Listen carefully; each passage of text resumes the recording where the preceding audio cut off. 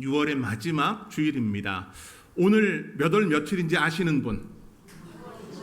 네, 주보를 보면 6월 29일이라고 이렇게 되어 있습니다. 2025년도를 시작한 게 엊그제 같아요. 근데 벌써 6월의 마지막 주 29일, 절반의 시간이 이제 거의 지났습니다. 시간이 얼마나 빠르게 지나가는지 정말 이 활과 같다라는 게 이제는 좀 느껴져요. 죄송합니다, 연세 많으신 분들. 속도라는 게 사람마다 다 다르지만은 제가 어느덧 앞에 숫자가 바뀌면서 조금은 실감해요. 아내가 가는 인생의 속도보다 제가 조금 더 빠른 것 같아요. 여러분들 아마 이 이야기를 하면 그럴 것입니다. 목사님 별로 살지도 않으셨잖아요. 저만큼 살아보세요. 참 빨라요. 아침 저녁 금방금방 찾아오는 것 같습니다. 한 해도 마찬가지였어요. 새해를 시작한 게 엊그저 같은데 벌써 절반의 시간이 지났습니다. 어제 새해라고 해가지고 세웠던 여러 결심들, 그 결심들을 여러분들은 어떻습니까? 벌써 반년이나 지났는데 나는 뭘 했지? 라고 생각하시는 분도 있을 것이요. 또 어떤 분들은 올해는 정말 다르게 살아보려고 했는데 전혀 달라지지 않는 나의 삶. 신앙적으로 살기 위해서 내가 말씀도 보고 기도도 하고 내가 끝까지 주님 사랑으로 나가볼게요 라고 그런 결단을 했지만 작심삼일 지가 벌써 수개월이 되어버린 분들도 있을 겁니다. 하지만 괜찮습니다. 하지만 괜찮아요. 왜냐? 여러분 다시 시작하면 되기 때문입니다. 여러분은 오늘 지금 이 시간이 여러분 삶의 하프타임임을 또한 기억하며 나가는 은혜가 있기를 소망합니다. 여러분 운동 경기 좋아하십니까? 운동 경기들을 보게 되면은 구기 종목들 같은 경우 이 시합을 전후반으로 나눔에 그 중간에 하프타임의 시간을 갖기도 합니다. 저는 요즘 야구를 좋아합니다. 그러다 보니까 야구를 이렇게 시청을 할 때가 있어요. 근데 야구도 하프타임은 아니지만은 그런 시간이 있습니다. 5회 말이 끝나고 6회 초가 될 때 그 짧은 시간 마운드를 다시 이렇게 정리하는 그런 시간이 있습니다. 그 시간에 관중들 같은 경우는 뭘 할까요? 리더들이 나와가지고 이 멋진 이런 포즈를 하면서 보여주기도 하는데 그 시간을 통해서 관중들은 스트레칭을 합니다. 또 일부의 관중들은 화장실을 다녀오기도 합니다.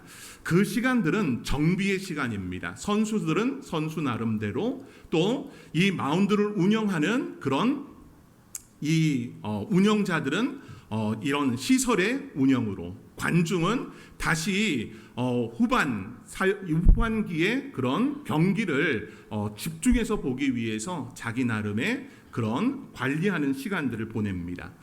축구 경기에서 많은 부분 하프타임을 씁니다. 전반 45분이 끝나고 후반 15분의 그 시간, 여러분 전반전에 어떻게 해서 골을 먹었던 좀 많이 실패했었어도 후반전에는 얼마든지 역전할 수 있습니다. 왜 역전할 수 있느냐? 이 하프타임을 어떻게 활용하느냐에 따라서 후반전에 역전할 수도 있고 또 그대로 패배할 수도 있는 것입니다. 선수들이 그라운드를 떠나서 이 라커룸으로 돌아가 선수들은 자기들의 그런 플레이를 점검합니다. 또한 감독은 다시 후반전에 여러 작전들, 전략들을 짠 가운데 선수들에게 지시를 합니다. 이 시간 제대로 쉬고 또 방향을 잡지 못하면 후반전엔 더 힘들어질 수 있는 겁니다. 여러분 제가 괜찮다고 말했잖아요. 2025년도 절반의 시간을 우리가 좀 새해에 세웠던 계획들을 제대로 이행하지 못했어도 괜찮습니다. 이번 한 주간이 여러분 삶의 신앙의 하프타임이 된 가운데서 믿음으로 다시금 시작하는 역사가 우리 성도 여러분들에게 있기를 소망합니다. 또한 우리 다음 주일 무슨 날입니까? 맥주 감사 주일입니다. 한 해를 돌아보고 베풀어 주시고 은혜 더해 주시고 인도해 주심을 감사하는 그런 시간입니다. 또한 성찬식 시간이 있잖아요. 그 성찬을 통해서 그리스도의 그 십자가의 은혜를 되새기면서 그리스도와의 연합을 갖는 그런 시간들, 이 시간들을 통해 여러분들의 2025년도 후반기의 그 삶의 자리가 더욱더 풍성해지고 믿음으로 세워지는 은혜의 시간들이 되기를 간절히 소망합니다. 오늘 전도서 11장의 말씀, 이 말씀을 우리가 보면서 여러분 자신을 점검해 보고 다시금 믿음으로 시작하는 은혜가 있기를 바랍니다. 세 가지의 부분을 가지고 제가 이야기할 겁니다. 이 세 가지의 부분, 특별히 오늘 말씀의 세 가지의 부분을 이야기한다면 던지라, 나누라, 뿌리라, 이 세 가지의 동사의 부분, 이것을 바라본 가운데 여러분의 믿음의 자리에 또 삶의 자리에서 던지고 나누고 뿌리는 은혜가 우리 성도 모두에게 있기를 소망합니다. 자, 그러면 먼저 오늘 11장 1절 말씀을 우리가 한 목소리로 말씀을 합독해 보도록 하겠습니다. 시작. 너는 아멘. 여러분, 오늘 본문 11장 1절을 보니까 너는 너의 떡을 물 위에 던지라 라고 말합니다. 여러분, 오늘날 삶의 많은 요소들 중에는 여러분들이 경제적인 그런 활동을 한다든지 아니면 미래의 부분을 어떤 선택을 해야 되는 부분에는 확실성이 있는 것을 선택을 하려고 합니다. 여러분 중에 불확실한 것, 그것을 선택하는 분들이 있습니까? 그런 분들은 없을 겁니다. 좀 확신에 차는 부분들을 통해 내가 이렇게 좀 집중하려고 합니다. 그런 부분에서 오늘날 많은 사람들은 확신이 있는 것에 또 실익을 따지면서 삶을 살아가려고 합니다. 이것은 분명합니다. 하지만 우리는 이런 생각들을 많이 갖습니다. 과연 내가 하려고 하는 이 일이 나한테, 우리 가정에 도움은 되는지, 또 이것이 나에게 무슨 유익이 있는지, 이것을 투자했을 때 투자 대비 얼만큼의 수익을 낼 건지, 이런 부분들에 관심이 참 많습니다. 사람 관계도 그렇고요, 세상을 살아가는 사회에서도 그렇고 교회 안에서도 비슷합니다. 기도조차도 이런 계산으로 기도하고 있는 우리의 모습이 있습니다. 그런데 오늘 전도서의 이 말씀은 너는 너의 떡을 물 위에 던지라 라고 말합니다. 물 위에 떡을 던지는 것, 여러분 이거 할 수 있겠습니까? 물 위에 떡을 던지는 것은 여러분 이거는 미래에 대한 확신의 부분이 없다면 하지 못하는 부분입니다. 왜일까요? 떡이라고 하는 건 오늘날 떡은 먹을 수도 있고 안 먹을 수도 있고 한 간식의 부분으로 여길 수 있지만 전도서가 기록된 이 시대의 떡은 그들의 생계에 달려 있는 겁니다. 그들이 먹고 해야 될 중요한 양식의 부분인데 이 떡을 어떻게 알아? 물에 던진다라는 겁니다. 여러분, 물에 던지는 것, 내 소중한 것을 물에 던지라고 했을 때 여러분들은 그렇게 할 수 있겠습니까? 이것은 경제적으로 본다면은 매우 어리석은 일입니다. 이런 어리석음의 부분을 오늘 성경은 말씀합니다. 여러분, 왜 어리석은 것을 행하라고 성경은 말하고 있는 걸까요? 이걸 오늘날 이 언어로 좀 바꾼다면 이런 거예요. 우리 성도 여러분들 중에서는 영업의 일을 하시는 분들이 있습니다. 은행이라든지 또 보험이라든지 여러분들의 직장에서 영업 일을 통해서 생계를 이어가는 분들이 있습니다. 그런데 어느 날 큰 실적을 할 수 있는 그런 기회가 여러분들에게 왔어요. 근데 여러분의 상사가 이 실적 이 사람한테 주라는 겁니다. 여러분 그거 할 수 있겠습니까? 아니 내 실적이고 내가 이 실적을 해야 돈을 받고 또 인사고과에 영향을 끼치는데 여러분의 실적을 다른 사람에게 주라라고 말하고 있는 거예요. 여러분, 이런 것 어떻습니까? 내가 교회에서 신앙생활 하는데 여러분의 삶이 힘들어요. 근데 여러분의 그 삶이 힘든데 목사님은 재정이 빠듯하니까 여러 성도들이 헌금을 더 해야 된다라고 그렇게 맨날 강조한다고 해보세요. 그거 좋아할 성도들 아마 없을 겁니다. 여러분이 말씀을 봅니다. 우리 지난 주 이 교육자를 통해서 각 순회 리딩 지저스 성경 통독을 어떻게 하고 있는지 제가 받았어요. 예, 어떻게 하고 있을 것 같습니까? 잘하고 있을 것 같죠? 예, 입을 왜 꼭 다물고 있어요? 잘하고 있을 것 같죠?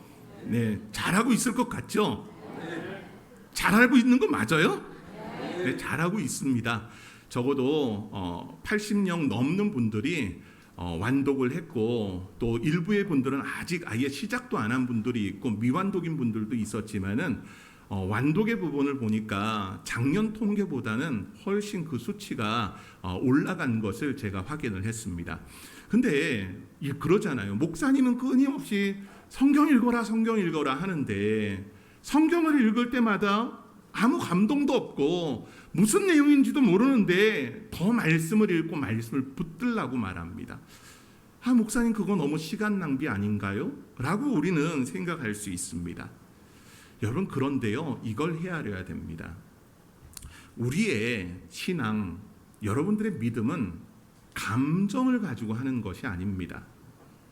감정을 가지고 내가 좋을 때, 내가 기쁠 때 믿음으로 사는 것이 살고, 내가 좀 힘들고 내가 어렵고 내가 짜증이 나면은 믿음대로 살지 않아도 되는 그런 감정의 요소가 아닙니다. 여러분, 믿음은 하나님을 기억하며 나가는 겁니다. 그 하나님을 기억하며 나갈 때 우리는 묵묵히 하나님이 말씀하신 대로 살아가는 것이 바로 믿음의 모습입니다. 오늘 말씀을 보면은 이 전도서에 우리가 읽었던 1절 말씀도 하나님의 말씀이라고 여러분 모두가 다 인정할 것입니다. 그러면 여러분들은 너는 너의 떡을 물 위에 던지라고 했을 때 여러분들은 던질 수 있겠습니까? 일부의 양식이 아니라 오늘 우리가 먹고 우리 가족이 내가 먹어야 할 양식을 물 위에 던지라고 했을 때 과감하게 그렇게 할 수 있겠습니까? 일부의 모습이라면, 아주 조금이라면 그렇게 할 수 있겠지만은 내 가족을 먼저 생각하고 나를 먼저 생각한다면 우리는 결단코 그렇게 하지 못할 것입니다. 그러나 우리가 믿음을 가지고 살아간다면 과감하게 우리의 것을 던질 수 있는 것이 바로 믿음의 모습이라는 겁니다. 그런데 이 부분을 이야기하는 것은 바로 이런 것입니다. 내가 던졌을 때 그것이 언젠가는 다시금 나에게 돌아온다는 것을 우리 1절 말씀이 말하고 있는 겁니다. 분명 물 위에 던졌습니다. 그러나 어떻습니까? 여러 날 후에 도로 찾으리라 라고 말합니다. 여러분, 음식을 던져보셨습니까? 오늘 이들이 먹던 음식의 부분, 떡의 부분을 생각을 한다면 이들에게 있어서는 빵이겠죠. 바짝 구운 쿠키 같은 그런 무교병이나 전병의 부분들을 물 위에 던졌다고 생각을 해보십시오. 그것이 고스란히 남아 있습니까? 몇 날이 지나면 아마 흔적조차도 없을 것입니다. 다 사라질 거예요. 그러나 오늘 성경은 뭐라고 합니까? 여러 날 후에 도로 찾는다라고 말씀을 합니다. 이거는 씨를 뿌리는 비유와도 같습니다. 하나님 앞에 씨를 심고 뿌렸을 때 분명 우리의 것을 가지고 뿌려야 됩니다. 그러면 씨는 없습니다. 하지만 그 씨가 어떻습니까? 예수님이 말씀하신 미랄의 법칙을 헤아려 보길 원합니다. 요한복음 12장 24절. 한 알의 밀이 그대로 있으면 변화가 없습니다. 그러나 그 한 알이 땅에 심기워 썩어 죽으면 어떻게 됩니까? 많은 열매를 맺는 것과도 같습니다. 여러 성도 여러분들, 인생의 그 자리에서 언젠가 하나님이 갚으시리라, 하나님이 우리에게 더하시리라, 이것을 믿는 성도 여러분들 되기를 소망합니다. 오늘 우리 인생의 중요한 이 떡도 물 위에 던지는 것이 믿음입니다. 그 믿음을 가지고 나갈 때 하나님은 어떻게 역사해 주실까요? 어느 한 권사님의 고백입니다. 이 권사님에게는 독자 아들이 있었습니다. 근데 이 아들이 고등학교 시절에 너무나 방황을 많이 하는 겁니다. 학교를 다 끝내지 못하고 아들이 자퇴를 하고 말았습니다.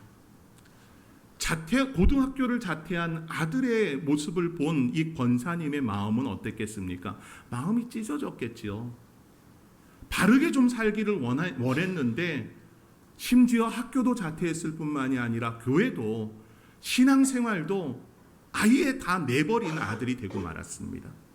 이런 아들을 바라보는 심정 어떻겠습니까? 복장 터지죠. 힘이 있다면 끌고라도 와가지고 어떻게 좀 하고 싶은데 권사님인 엄마는 너무나 왜소한 체격을 가졌습니다. 내 힘으로 되지 않아요. 그랬더니 이 권사님께서 하신 일이 뭐냐? 아들을 놓고 새벽마다 기도하는 겁니다. 저 구석자리, 예배당 구석자리에서 하나님께 아들을 위해 기도를 합니다.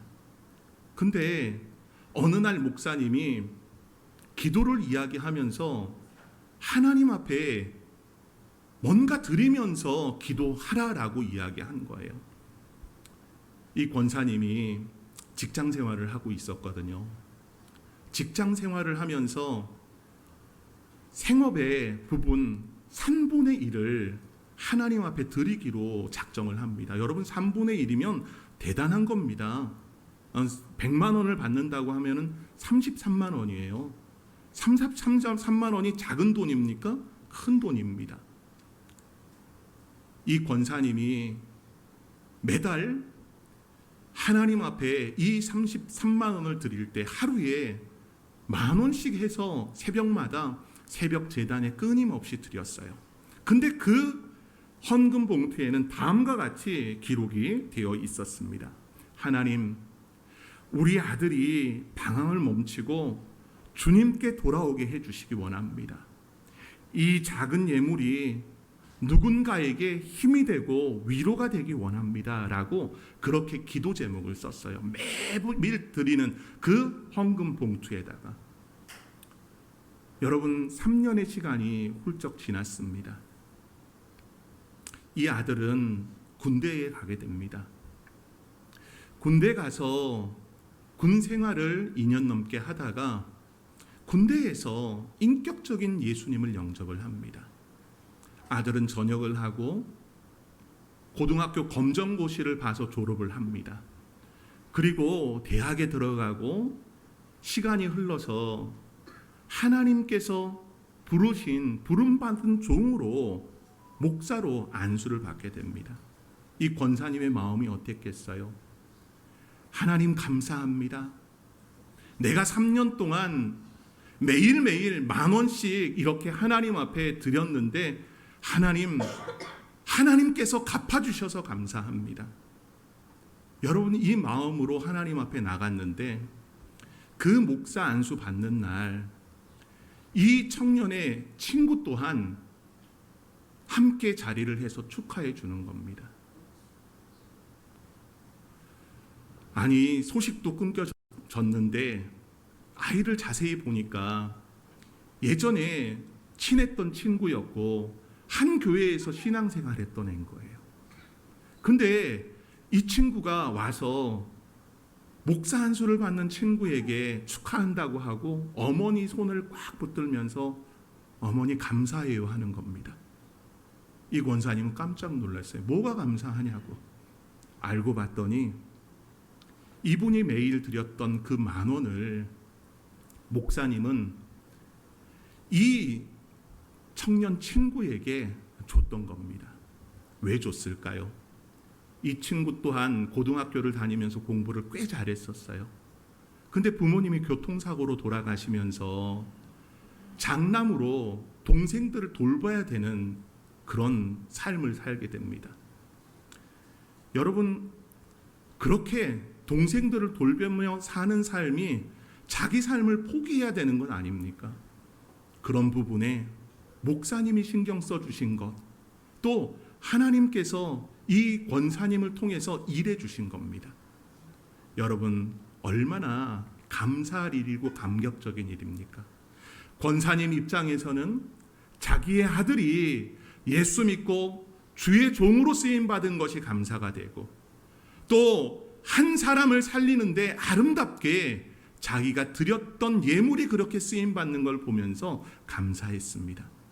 성도 여러분들, 믿음으로 던짐이 필요합니다. 성도 여러분들은 믿음 앞에 얼만큼 순종을 합니까? 우리는 때로 던질까 말까 하면서 머뭇거리고 주춤거리고 있지는 않습니까? 오늘 전도자는 나의 삶에 필요한 이 떡의 부분을 물에 던지라고 말합니다. 그리고 그것이 시간이 지나서 나에게 되돌아옴을 분명하게 언급합니다. 그 은혜 안에서 믿음으로 심고 뿌리는 역사가 우리 성도 모두에게 있기를 소망합니다. 자, 본문 2절을 우리가 함께 읽어봅시다. 시작. 일곱째나 무슨 재앙이 땅에 임할지 내가 알지 못함이라. 아멘. 여러분, 이 두 번째 부분은 나누며 살아가라는 것을 이야기합니다. 앞서 믿음으로 던지는 것을 이야기했다면 이 두 번째는 나누며 살아가는 것, 이걸 이야기할 때 여러분, 오늘날 시대를 한번 봐보십시오. 오늘날은 정말 예측이 불가능한 그런 시대를 우리는 살아갑니다. 매일 뉴스를 바라보면서 경제적 상황들이 얼마나 시시각각 바뀌는지 모릅니다. 어제는 내가 투자했던 회사가 플러스 되면서 많은 수익을 안겨주지만 내일은 그 반대로 많은 마이너스를 남길 수 있는 게 오늘날의 시대라는 것을 잘 보여줍니다. 미국의 대통령의 말 한마디에 의해서 경제적인 모든 모습들이 세계 구석구석에 미침을 우리는 봤습니다. 경제적인 하락의 그런 위기, 또한 부동산은 어떻습니까? 정부가 부동산 대책을 발표하면서 부동산이 한참 치솟다가 잠시 머뭇거리는 것처럼 보입니다. 많은 젊은이들이 집을 사기 위해서 대출을 받아야 되는 상황인데 대출조차도 막혀 있는 그런 상황들. 인생의 그 자리에서는 이 AI의 발달로 인해서 많은 일자리들이 변화되고 있습니다. 많은 부분 축소가 되어지고 사라지고 있는 그런 일자리들.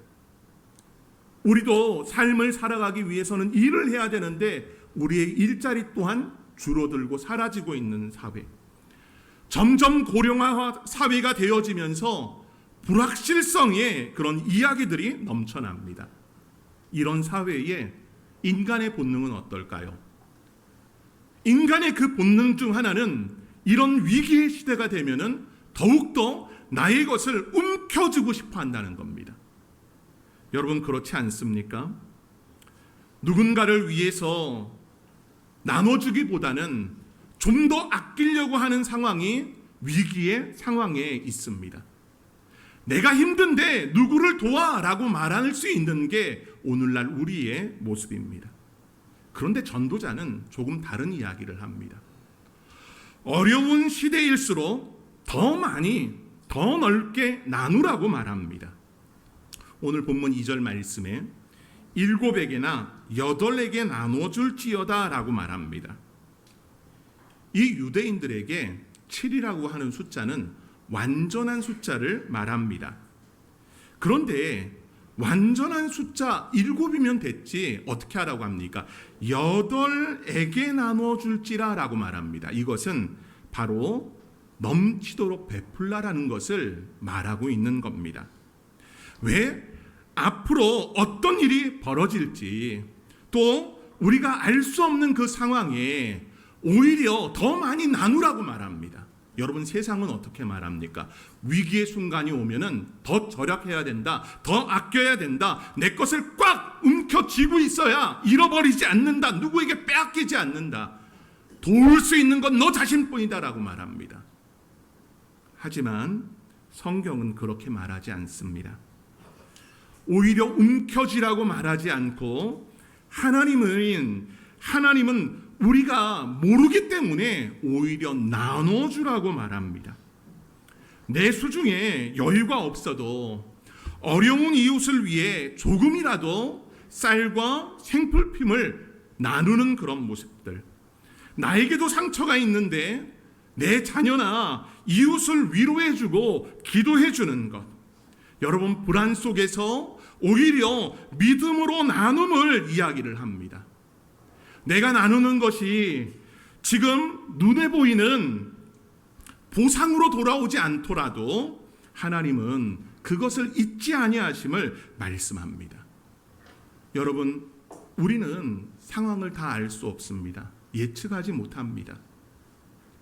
하지만 성경은 무엇이라고 말하느냐? 여러분, 오히려 그런 순간 하나님을 믿고 따름에 전도자의 이 말을 통해 고린도후서 9장 6절 말씀은 오히려 적게 심는 자는 적게 거두고 많이 심는 자는 많이 거둔다라고 말하면서 바로 나눔의 부분을 이야기를 합니다. 저는 성도의 그 모습은 나눔이 되어야 된다라고 봅니다. 1세기 로마 사회 안에 살았던 예수 따르미들, 여러분, 그들은 그리스도인이었습니다. 그리스도인으로 살아갈 때 그들의 삶의 자리는 항상 나눔의 자리였습니다. 부귀와 영화를 갖고 있는 그리스도인들도 있었고, 세상에서 정말 낮게 여기는 노예들도 그리스도인이 있었습니다. 여러분, 그들은 한 자리 한 공간에 모여서 함께 기도하고 함께 식탁의 자리를 나눌 때 자리를 나누지 않았습니다. 당신은 높은 계급에 있는 자이고 당신은 주인이기 때문에 당신이 식사를 다 하면 내가 식사를 다 하겠습니다 라는 모습이 아니었습니다. 그 안에는 서로를 향한 나눔의 모습이 분명히 있었습니다. 많이 가진 자가 있다면 적게 가진 자를 향해서 나눌 수 있는 것. 여러분, 바로 그것이 믿음의 모습입니다. 우리 성도 여러분들의 삶의 자리는 어떻습니까? 잘 나누고 있습니까? 여러분의 것들을. 세상에는 힘들고 어려운 사람들이 참 많습니다. 그런 사람들을 향해서 나눌 수 있는 그런 주님의 마음을 갖는 성도들 되기를 원합니다. 마지막 11장 4절과 6절 말씀을 보면은 씨를 뿌리라고 말합니다. 풍세를 살펴보는 자는 파종하지 못할 것이요 구름만 바라보는 자는 거두지 못하리라. 6절 말씀에 너는 아침에 씨를 뿌리고 저녁에도 손을 놓지 말라라고 말씀을 합니다. 여러분, 이 본문은 이걸 이야기합니다. 핑계대지 말고 지금 당장 시작하십시오. 이걸 이야기하는 겁니다. 여러분, 우리는 얼마나 많은 핑계를 댑니까? 지금은 아닐 거야. 때가 좋지 않아. 좀 더 기다려보자. 조금만 더 지나면 나아질 거야. 우리는 희망의 이야기를 하지만 성경은 완전히 좋은 조건 안에서 행하라고 말하지 않습니다. 오늘 전도자는 바람을 살피면 씨를 뿌리지 못하고 구름만 보면 추수하지 못한다라고 말합니다. 여러분, 우리는 조건적인 모습으로 살아갑니다. 핑계댈 때가 얼마나 많이 있습니까?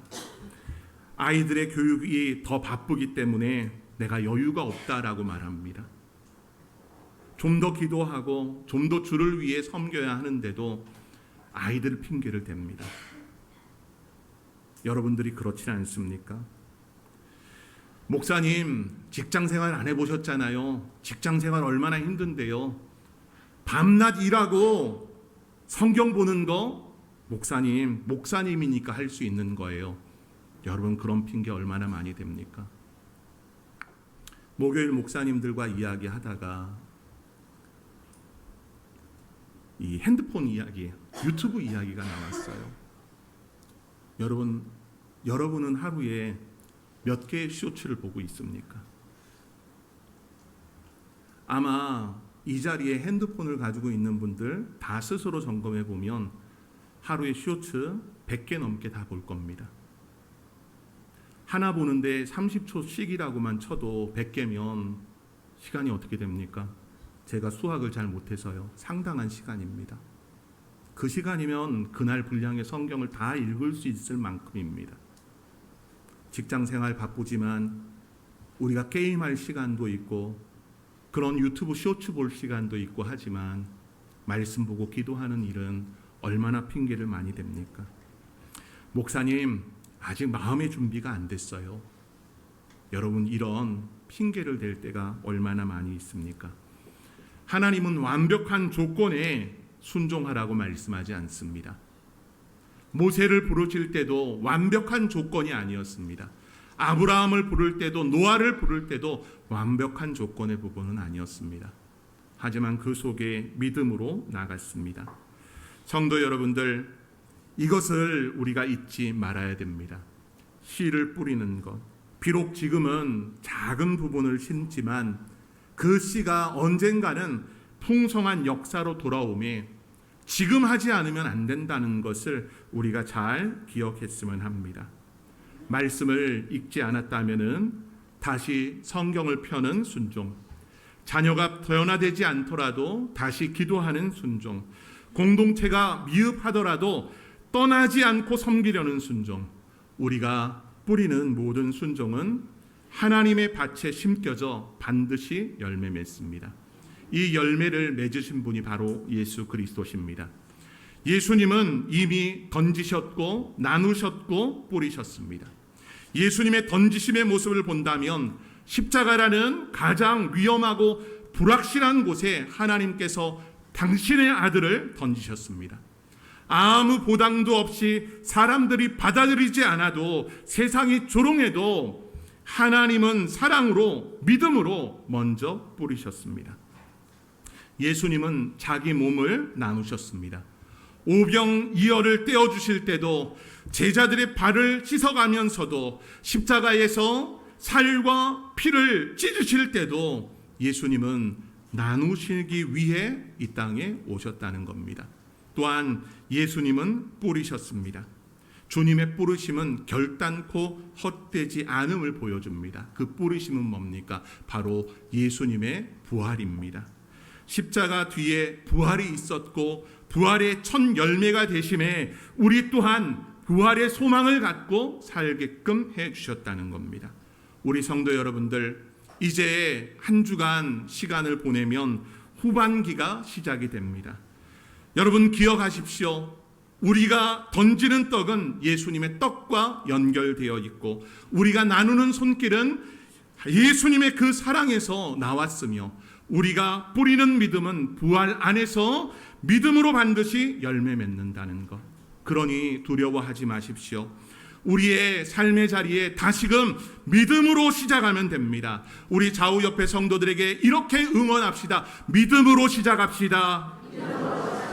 하나님과 함께라면은 우리는 결코 실패하지 않습니다. 그 믿음의 역사에서 주님 앞에 믿음을 가지고 다시 시작하는 우리 귀한 성도 여러분들 되기를 간절히 소망합니다.